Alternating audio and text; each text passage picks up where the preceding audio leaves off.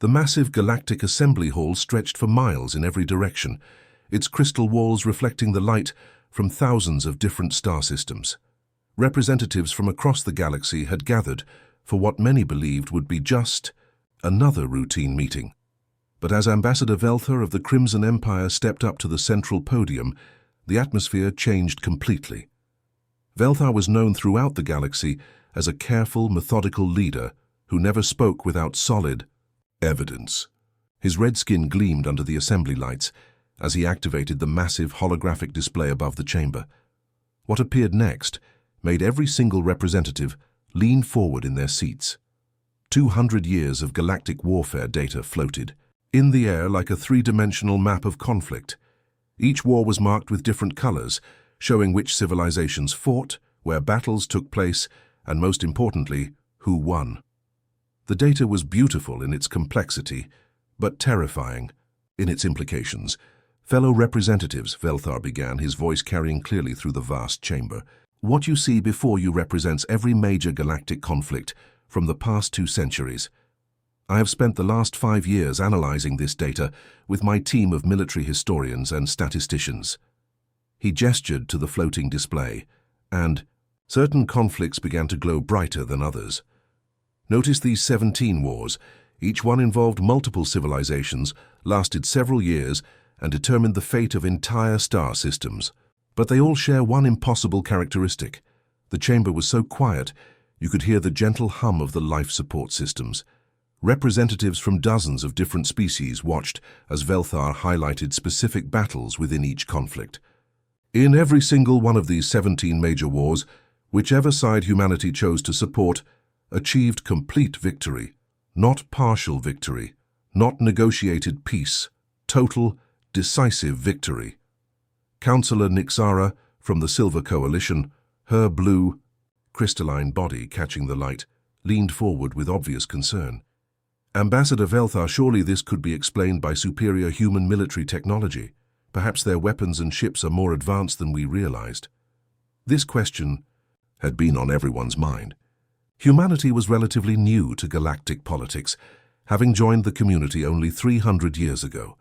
Many species assumed their consistent military success came from some secret technological advantage. Military analyst Korvan, whose 4 arms allowed him to operate multiple data terminals simultaneously, pulled up detailed equipment analyses. I'm afraid that's not the case, Counselor. Our intelligence networks have thoroughly examined human military hardware. Their weapons are consistently less powerful than galactic standard equipment. Their ships are often older models. Their defensive systems lag behind what most civilizations consider minimum acceptable standards. A murmur of confusion rippled through the assembly. If humans didn't have better technology, how were they winning every war they joined? Korvan continued his analysis. In fact, human military equipment is often deliberately outdated.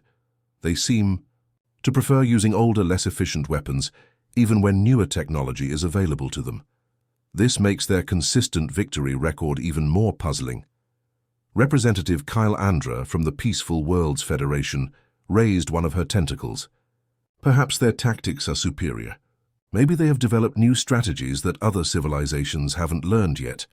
We considered that possibility, Velthar replied, bringing up tactical analyses of human battle formations.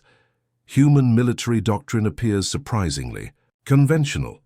They use standard formations, predictable supply lines, and traditional communication methods. Nothing revolutionary or particularly innovative compared to established galactic military science. The implications of this information settled over the assembly like a heavy blanket. If humans weren't winning through superior technology or tactics, what was their secret? Speaker Zalothis, whose ancient species had witnessed the rise and fall of dozens of galactic civilizations, called for order as conversations erupted throughout the chamber. His voice, amplified by the assembly's communication system, carried the weight of centuries of experience. Representatives, please maintain order. The situation Ambassador Velthar has presented requires our immediate attention, but panic serves no one. He paused, allowing the chamber to quiet down before continuing. If humanity possesses some unknown advantage that guarantees military victory, We must understand what it is, not to use against them, but to understand the balance of power in our galaxy. Velthar nodded gravely. Speaker Zalothis is correct. We need answers and we need them quickly. Recent intelligence suggests several new conflicts may be brewing in the Outer Rim territories. If humanity becomes involved in these wars, we need to understand what we're dealing with. The massive display above them shifted to show current galactic political tensions. Several border disputes were escalating. Trade wars were threatening to become actual wars, and territorial claims were being contested with increasing aggression. I propose we form a covert research committee immediately, Velthar concluded. This committee will have unlimited resources and complete authority to investigate humanity's military capabilities through any means necessary. We need to know their secret before another war begins. The vote was unanimous. Within hours, the most advanced intelligence-gathering operation in galactic history would begin, focused entirely on solving the mystery of humanity's impossible military record. None of them suspected that the truth would be far more terrifying than anything they could imagine. 3 months after the Galactic Council's decision, Dr. Hyun-woo found himself crouched in a specially designed observation bunker, hidden beneath layers of advanced cloaking technology, on the moon orbiting Earth's primary military training world. The bunker was completely invisible to human detection systems, or so the engineering team had assured him. Through reinforced transparent aluminum windows, he watched human soldiers going through their daily routines. The observation post was cramped but efficient. Every surface was covered with monitoring equipment, data screens, and recording devices. Dr. Hyun-woo had been studying human behavior for over 20 years, but military humans were proving to be far more complex than civilian populations he had observed before. His research assistant, Kira Len, sat at a bank of communication interceptors, her 6 fingers dancing across multiple keyboards simultaneously. Her species was naturally gifted at multitasking, making her perfect for monitoring dozens of different human communication channels at once. She wore specialized headphones that could separate and analyze different frequency ranges that human equipment used. "Doctor, I've been listening to their training communications for 6 weeks now," Kirilen said, pulling off her headphones and rubbing her pointed ears. "Their training methods really do appear completely conventional. Standard military exercises, basic weapons training, typical physical conditioning programs, nothing that would explain their incredible success rate." At the main scanning station, Specialist Damon operated the most advanced surveillance equipment the Galactic Council could provide. His forearms moved independently, each controlling different aspects of the scanning array. His species had evolved specifically for technical work, and his natural abilities were enhanced by cybernetic implants that allowed him to process data at superhuman speeds. Dr. Hyun-woo picked up one of the tactical analysis reports that had been printed throughout the night. Page after page of human military doctrine, all looking surprisingly familiar. "This is frustrating," he muttered, flipping through formation diagrams. "Everything looks normal. Standard triangular attack formations, conventional supply line management, typical communication protocols. This could be the military manual from any civilization in the galaxy." The human base below them was massive, stretching across several 100 square kilometers of desert landscape. Thousands of human soldiers moved through their daily training routines like clockwork. Physical exercises at dawn, weapons training in the morning, tactical simulations in the afternoon, and advanced strategy sessions in the evening. Damin looked up from his equipment with confusion written across his alien features. "Doctor, I've been analyzing human military equipment for weeks. Their weapons are definitely less powerful than galactic standard. Their armor provides less protection. Their vehicles are slower and less maneuverable than what most civilizations use." "Yet they keep winning wars," Dr. Hyun-woo replied, staring at the data in front of him. 17 major conflicts, 17 victories. There has to be something we're missing. Kira Len pulled up communication records on her main screen. "I've intercepted thousands of hours of human military communications. Their strategies are predictable, their logistics are conventional, and their command structure follows traditional military hierarchy. Nothing unusual at all." Dr. Hyun-woo walked to the main observation window and watched human soldiers practicing. combat maneuvers in the distance. They moved with precision and discipline, but so did soldiers from every other civilized species. There was nothing obviously special about their physical capabilities or their training intensity. "Wait," Darmin said suddenly, his voice filled with excitement. "Doctor, look at this pattern I found in the battle recordings." He brought up a series of holographic displays showing human forces in actual combat situations from the past 50 years. The battles played out in three-dimensional detail, allowing the research team to analyze every movement and decision. "Watch this carefully," Darmin continued, highlighting specific moments in each battle. "In every single engagement, human forces perform far better when they're facing overwhelming odds. But look what happens when they have numerical superiority or technological advantage." The team watched as the data showed human military performance statistics. When humans had advantages in numbers, equipment, or position, their performance was good, but not exceptional. However, when humans were outnumbered, outgunned or fighting from disadvantageous positions, their performance became statistically impossible. "This doesn't make sense," Kira said, studying the numbers. "Most species perform worse under pressure and disadvantage. Humans seem to perform better, much better." Dr. Hyunwoo felt a chill running down his spine as he processed this information. "Show me more examples. I want to see every battle where humans faced impossible odds." Darmin pulled up dozens of engagements. In each one, the pattern repeated. Human forces facing certain defeat would somehow find ways to achieve victory that defied mathematical probability. They would discover enemy weaknesses that shouldn't exist, coordinate attacks with perfect timing despite communication disruptions, and make tactical decisions that seemed to predict enemy movements before they happened. "There's something else," Darmin added quietly. "This only happens when humans are protecting something they value. When they're fighting for territory they don't care about, or for political reasons that don't matter to them personally, their performance is normal. But when they're defending their homes, their families, or their allies, they become something completely different." The three researchers stared at each other in silence. They had discovered something that challenged everything they thought. They knew about military science and combat psychology. Dr. Hyunwoo made a decision that would change everything. "We need to get inside their military academies. Observing from a distance isn't enough. We need to understand how they think, how they train, and what they're really preparing for." The investigation was about to become much more dangerous. The Terran War College stood like a fortress on the mountainside, its grey walls rising against the cloudy sky. Inside its most prestigious lecture hall, 200 of humanity's brightest military minds sat in perfectly arranged rows, their uniforms crisp and their attention focused. What they didn't know was that 3 alien researchers sat among them, disguised by advanced holographic technology that made them appear completely human.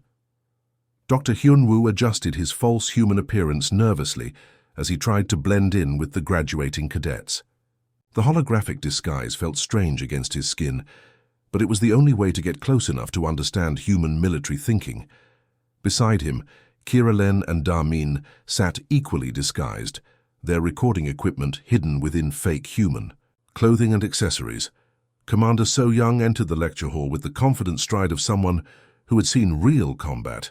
Her uniform displayed ribbons and medals from conflicts across the galaxy, each one representing a victory that had puzzled alien military analysts for years. She was younger than most commanders in other species' militaries, but her eyes held the wisdom of someone who had learned hard lessons in the depths of space.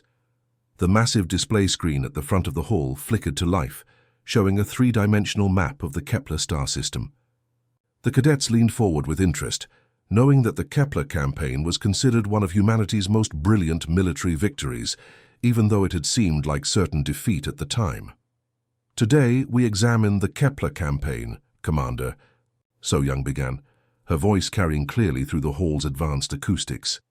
"This battle took place 15 years ago, when Admiral Jin Ho faced a combined fleet of 3 different alien civilizations. The enemy had superior numbers, better technology, and control of the system's high orbital positions." She gestured to the display, and enemy fleet positions appeared in red, while human forces showed in blue. The alien researchers watched with Fascination as the tactical situation became clear. Human forces were completely outmatched in every measurable way. Notice Admiral Jin Ho's positioning, So Young continued, highlighting the human fleet's location. He deliberately moved our ships into the asteroid field's gravitational well, accepting not just numerical disadvantage, but also significant terrain complications that would limit our maneuverability and firing solutions. Cadet Wu Jin, a serious young man in the front row, raised his hand with obvious confusion. Commander, wouldn't standard galactic military doctrine recommend taking the high orbital position? Even with inferior numbers, the tactical advantage of height and clear firing lines should have been the priority. The question hung in the air, and Dr. Hyunwoo found himself leaning forward, despite trying to remain inconspicuous. This was exactly the kind of strategic thinking that had puzzled the Galactic Council. Why would humans deliberately choose disadvantageous positions? Commander So Young smiled, but it wasn't a happy expression. It was the kind of smile that suggested she was about to reveal something that would challenge everything the cadets thought they knew about warfare. Standard doctrine seeks efficient victory, Cadet Wu Jin, she replied, walking closer to the display. Standard doctrine assumes you want to win quickly with minimal casualties, using your advantages effectively. But we seek something different. She pressed a control, and the display changed to show the actual battle as it unfolded. Human ships moved through the asteroid field with impossible precision, using the gravitational chaos to their advantage in ways that shouldn't have been possible. Easy victories teach us nothing, So Young continued, her voice growing more intense. When we win because we have better weapons, what do we learn? When we win because we outnumber the enemy, what skills do we develop? When we win because we chose favorable terrain, how do we grow stronger? The alien researchers began recording frantically, realizing they were witnessing something unprecedented in galactic military history. Every other civilization taught their officers to maximize advantages and minimize risks. Humans were doing the exact opposite. Every battle we fight must be harder than the last, or we learn nothing from winning, So Young declared, and the words hit the disguised aliens like a physical blow. Admiral Jin Ho didn't choose the asteroid field despite the disadvantages. He chose it because of them. The display showed how human forces had adapted to the chaotic gravitational environment, learning to use the asteroids as cover, weapons, and navigational aids. What should have been obstacles became tools in human hands. The enemy expected us to fight like rational military commanders, So Young explained. They positioned their forces to counter conventional tactics. But by accepting what appeared to be a losing position, we forced ourselves to develop new tactics, new skills, and new ways of thinking about warfare. Cadet Minho raised her hand. But, Commander, what if we had lost? What if the disadvantages had been too great to overcome? The question created an uncomfortable silence in the lecture hall. Dr. Hyunwoo held his breath, knowing that this answer might reveal the secret behind humanity's impossible military record. Commander So Young's expression grew deadly serious. Then we would have learned from defeat and applied those lessons to the next battle. But we don't plan to lose, Cadet. We plan to grow stronger through struggle. She gestured to the display one final time. Look at what Admiral Jin Ho's forces accomplished. They didn't just win the battle. They developed new techniques for asteroid field combat that became standard training for every human pilot. They learned to coordinate in impossible conditions. They discovered how to turn environmental hazards into tactical advantages. The lecture continued for another hour, but Dr. Hyunwoo barely heard the rest. His mind was racing as he processed what he had learned. Humans weren't trying to win wars efficiently. They were using wars as training exercises for something much more important. As the cadets filed out of the lecture hall, the disguised alien researchers sat in stunned silence. They had discovered humanity's secret, and it was more terrifying than anything they had imagined. Humans were deliberately making every war harder for themselves, forcing their military to evolve and adapt at an impossible rate. But what were they preparing for that required such extreme training methods?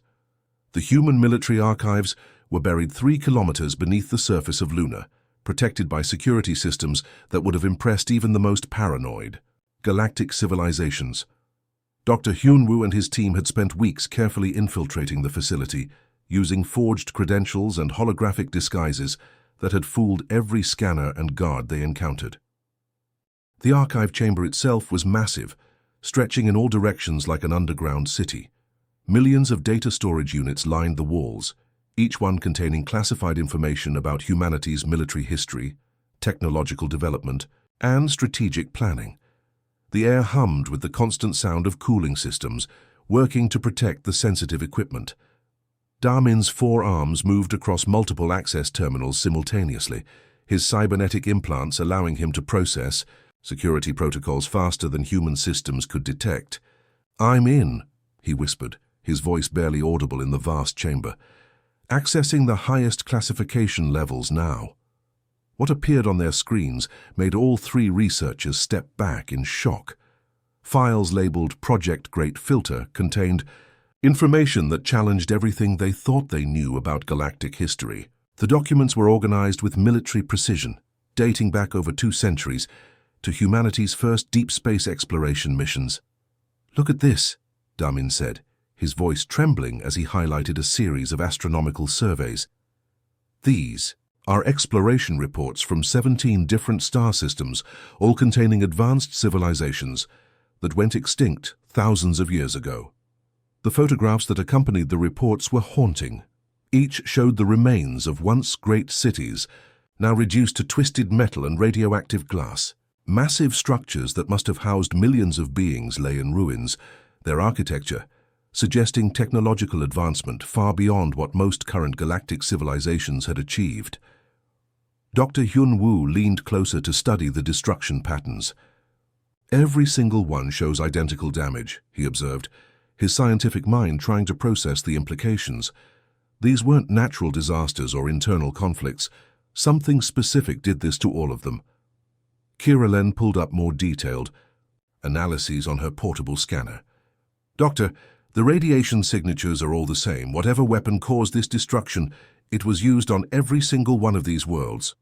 The same technology, the same targeting patterns, the same complete annihilation. The pattern was terrifying in its consistency. Advanced civilizations that had reached the stars, built magnificent cities, and developed sophisticated technologies had all been reduced to radioactive rubble by the same unknown force. The destruction was so complete that in many cases archaeologists could barely determine what species had lived there." "How many worlds are we talking about?" Dr. Hyunwoo asked, though he dreaded the answer. Damin's fingers flew across the keyboard as he accessed deeper files.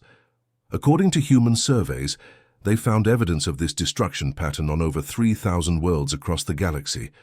Some of the ruins date back millions of years. The scope of the genocide was beyond anything in recorded galactic history.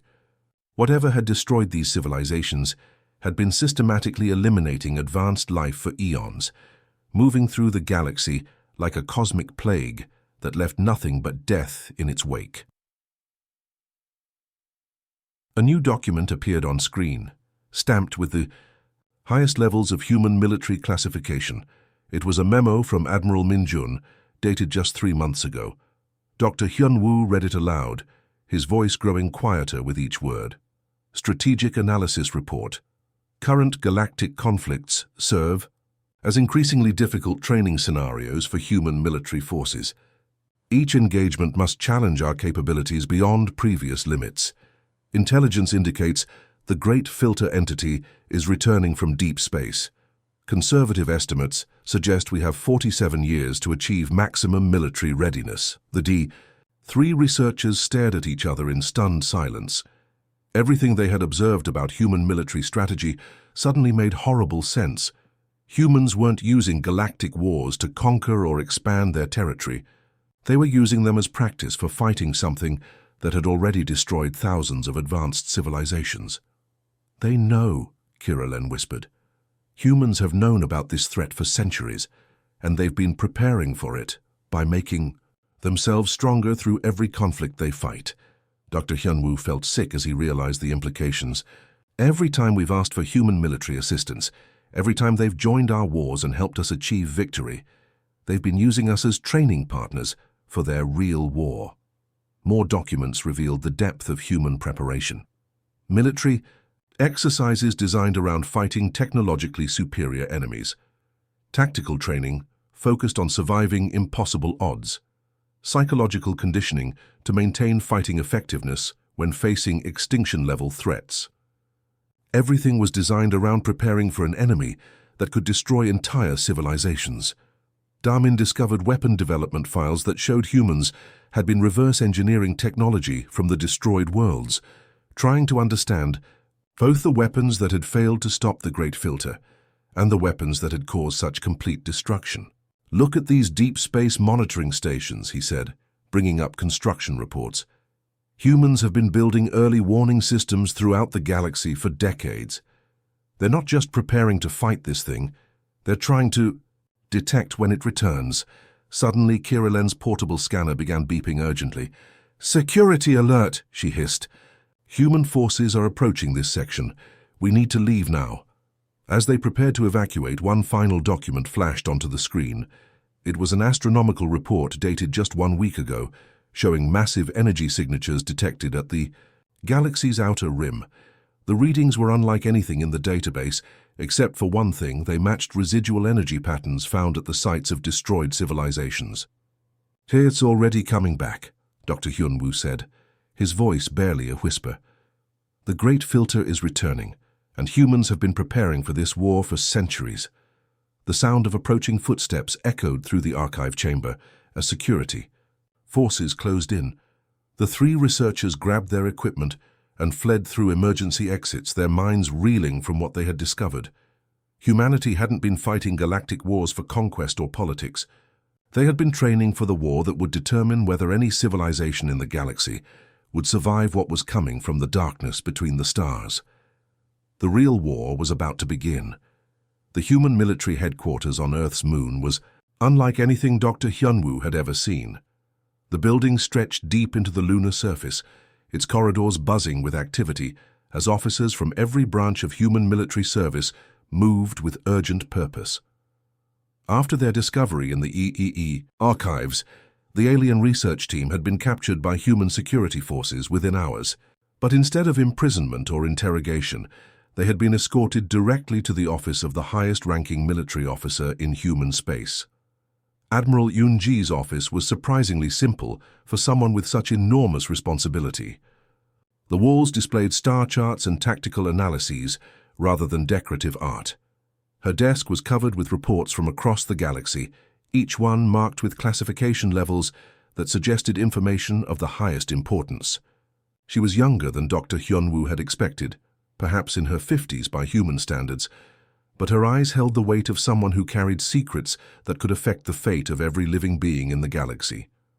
Dr. Hyunwoo stood before her, desk flanked by Kiralen and Damin, still wearing their holographic disguises, but knowing their true identities had been discovered. For the past hour, he had presented every piece of evidence his team had gathered. The surveillance footage from human military bases, the recordings from War College lectures, the classified documents about Project Great Filter, the astronomical data showing something massive approaching from the galactic rim. Throughout his entire presentation, Admiral Yoonji had remained completely calm. No surprise, no anger, no attempts to deny or cover up what they had discovered. She simply listened with the patience of someone who had been expecting this conversation for a long time. "You understand our situation," she said finally, her voice carrying the quiet authority of someone accustomed to making decisions that affected billions of lives. 23 years ago, our deep space monitoring stations detected energy signatures at the galaxy's edge, signatures that match the residual readings we found at thousands of destroyed worlds throughout galactic history. She gestured to a large display screen that dominated one wall of her office. Star charts appeared, showing the outer regions of the galaxy, where normal space gave way to the void between spiral arms. Highlighted in red were the locations where human sensors had detected the returning threat. The species that destroyed every other advanced civilization in galactic history is coming back. Admiral Yoonji continued. Our calculations suggest they return approximately every 50,000 years, systematically eliminating any civilization that has reached a certain level of technological development. Dr. Hyunwoo felt his legs weaken as the full implications hit him. You've known this for over 2 decades, and you never warned the Galactic Council? Never told any of the other civilizations what was coming? Why maintain the deception? He demanded, his scientific curiosity warring with his growing anger. Billions of beings throughout the galaxy have been living their lives, developing their societies, raising their children, completely unaware that their entire existence is threatened. Admiral Yunji's expression remained steady, but Dr. Hyunwoo could see the pain in her eyes. Because panic serves no one, Doctor. Think about what would have happened if we had revealed this information 20 years ago. Galactic civilization would have collapsed overnight. Species would have turned on each other, hoarding resources and abandoning cooperation. Entire worlds would have fallen into chaos. She stood and walked to the large viewport that looked out onto the lunar surface and the star-filled space beyond. Your people, all the galactic civilizations, needed to remain focused on their own development, their own growth, their own technological advancement. Meanwhile, we prepared for what's coming. The display screen changed to show current military positions throughout the galaxy. Dr. Hyunwoo gasped as he realized the scope of human deployment. Human fleets were positioned at strategic points throughout galactic space, forming a defensive perimeter that encompassed every inhabited star system. Every war we fought over the past 2 centuries has been practice for the war that truly matters, Admiral Yunji explained. We deliberately sought out the most difficult conflicts, the most challenging opponents, the most disadvantageous situations we could find. Each battle taught us something new about combat, about survival, about pushing beyond what should be possible. Kira Len stepped forward, her disguised form trembling. But the casualties, Admiral. The lives lost in all those conflicts. How could you justify using real wars as training exercises?